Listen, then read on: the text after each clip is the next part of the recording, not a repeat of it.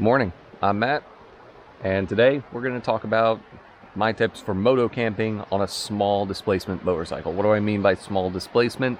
I mean 500 cc's or under. So I'm on the Svartpilen 401, got it outfitted like that. Don't worry, I'll be talking about how the luggage is set up in a bit, but I want to go over my tips for moto camping. Now, a lot of this is going to be particular to the mountains, specifically the Appalachian Mountains.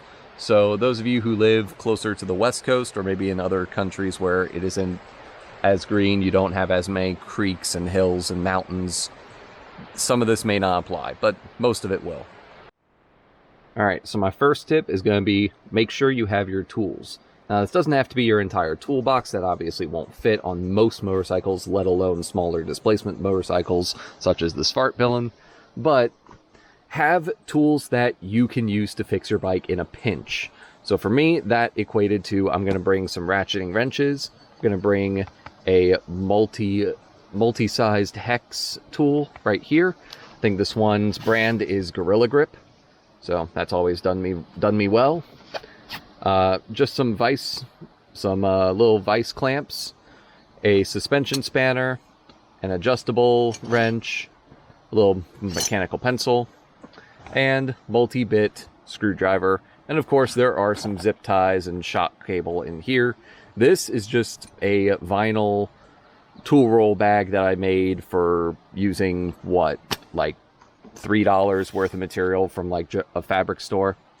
It worked well, but you never know when you're going to need your tools.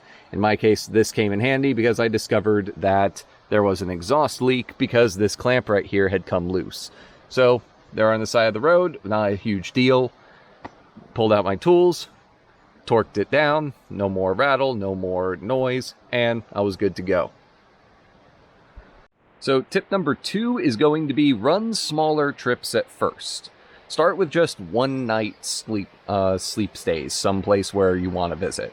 For me, a lot of that was Lake Norman State Park, South Mountain State Park, Stone Mountain State Park. You get the point. I went to a lot of state parks. State parks are a great place to test things out because, for the most part, state parks, at least in North Carolina, tend to have better facilities. They'll have toilets. They will have toilet paper. Some of them even have showers. A lot of them have a camp host there who will sell you firewood, will sell you water. So yeah, a state park is a great way to get some experience, figure out what you do and don't need, and just double check some things. It's a great chance to take everything that you think you're going to need and see if you can get away without asking for help. Now, if at the end of the trip you discover I didn't touch this chair once, then don't bring that chair. You realize I didn't really need this cup, I could have just eaten straight from my cookware, then do that.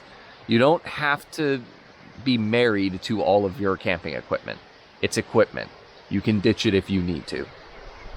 Now, tip number 3 is going to have to do with suspension. This is not particularly unique to small displacement bikes, but the consequences are considerably worse for smaller displacement bikes. See, larger displacement motorcycles, like all those massive Harleys and Honda Goldwings, they either A, already have pretty good suspension that can handle your luggage on the back, or they have adjustable suspension that you can adjust on the fly right there from your handlebars, like the Goldwing.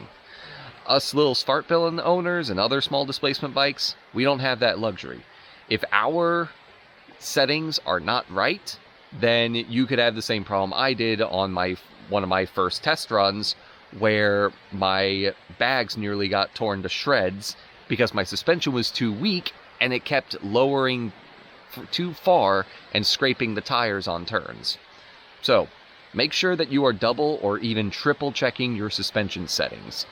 And even better, go ahead and just bring a suspension spanner with you, so that way if you are in the middle of the trip, you can pull over, tighten the suspension, raise it up, make it a little more firm, and then continue on your way. Decided I was getting a little bored of just sitting in my chair back there, and plus you get to see my whole campsite now. So my next tip is going to be know your route. Now, you don't have to have the whole thing memorized. You don't need to know exactly what road to take. You don't need to know, oh, in 4 miles on this road, I'm going to be making a right. No, you don't need to know that. But have a general sense of what routes you are going to be using. At least knowing a general sense of which direction you're supposed to be going, and knowing, in general, what roads and routes you're going to end up taking, that's a good strategy. Back in the chair for this next one. So my next tip is invest in smart water. So what you might be thinking is, okay, why am I going to spend twice as much money on this bougie, fancy smart water? Well, the water itself isn't really the important part. What's important is this right here, the threads. See, I discovered a while back, camping in the mountains, water is heavy, really heavy. If you ever load down your bike with about 3-4 liters of water, you're going to be carrying around quite a few extra pounds that you really don't need to be carrying around. So, what I discovered, you can hear the stream behind me, I'm sure. Get yourself one of these, little Sawyer Squeeze Mini. Now, it's going to come with one of these pouches. Let me throw it on the ground. It's going to come with one of these pouches. These pouches suck. They're a royal pain in the ass to fill up every single time. So what you can do instead, go to the local gas station. They will have this, I guarantee it. They'll have Smart Water or Life Water. I think they use the same threads. So what I do, I get one of these liter-sized bottles. I went down to the river and filled this up. Now, I'm up here in the mountains. This water is probably pretty darn clean already.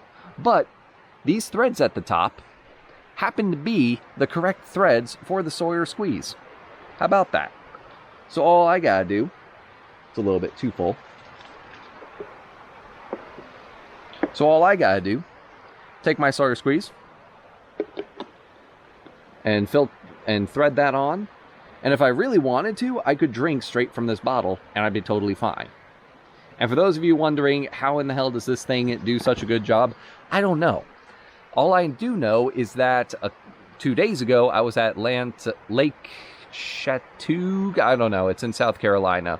No, Georgia. On the border of like Georgia, South Carolina, North Carolina, something like that. And I really needed water. Didn't have any.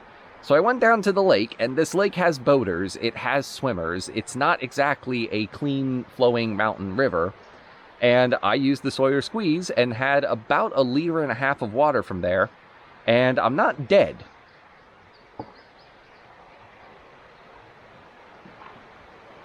So yeah, you can either drink straight from that filter, or you can use that filter and put it into a smaller bottle like so.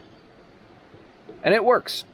This next tip is going to sound a little bit strange, but talk to strangers. Now, I don't mean just insert yourself into other people's conversations. That's not what I really mean.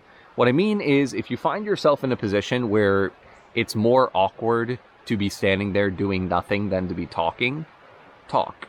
When I couldn't find a campsite and was struggling to figure out where I could sleep that night without spending money paying for a campsite, I met a couple who was down here by this river, and they suggested, hey, this area has been closed down for a year.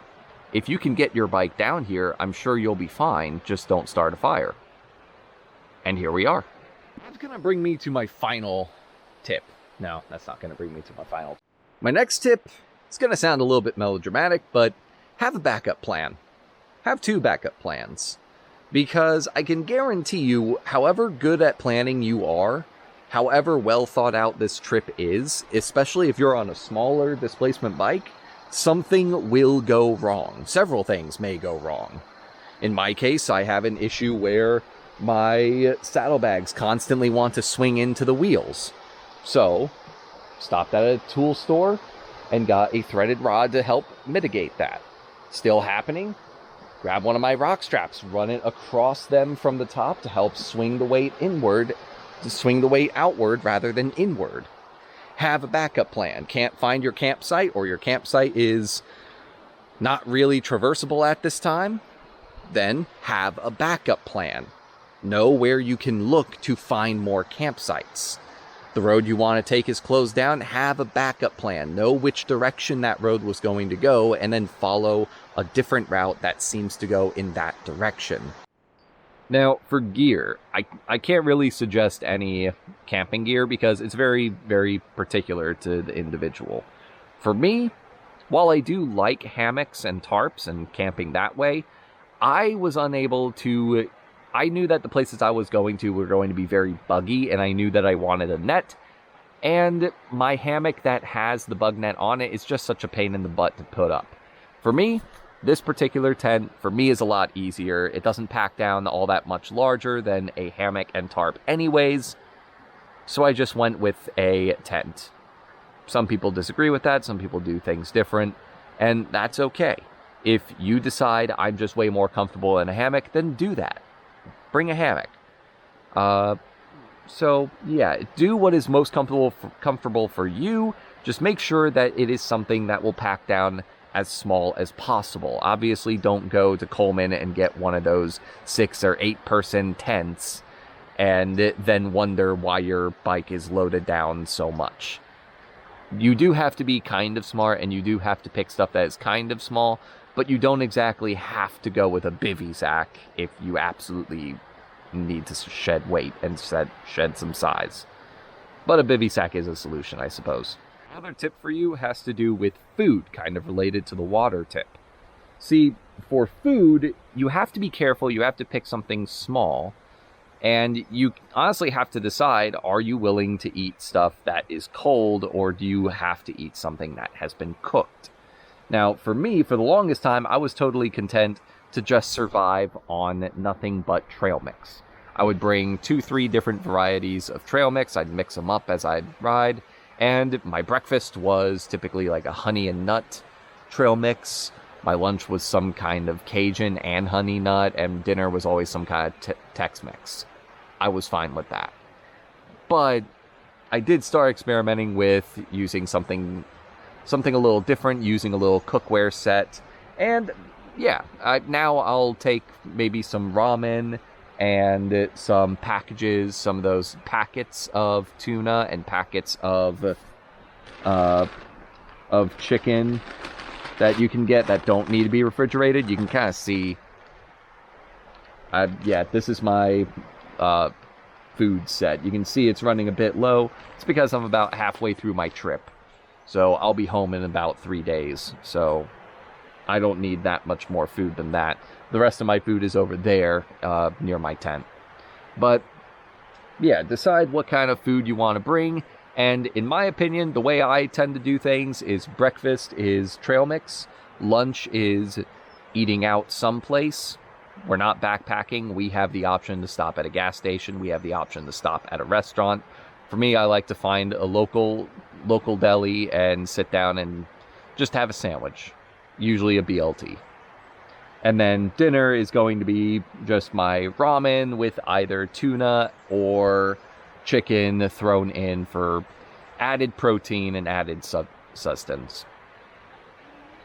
And if you absolutely need coffee, they make small coffee sets. I don't really need coffee. For me, what I do is I grab one of these, like, what is this, Mio Energy?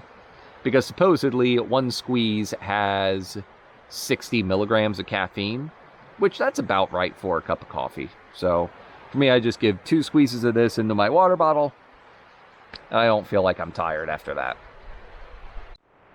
Alright, that is going to do it for me. Thank you all so much for watching. I hope this video helps some of you out. I hope this gives you some ideas for your next camping trip. Do you have any tips or any tricks or any advice that you would give somebody who is moto camping on a smaller displacement bike? Leave it in the comments. Let's talk about it. And if you like this video, give it a thumbs up. You want to see more content, go ahead and subscribe and hit the bell for notifications. And that's it for me. Have a good one.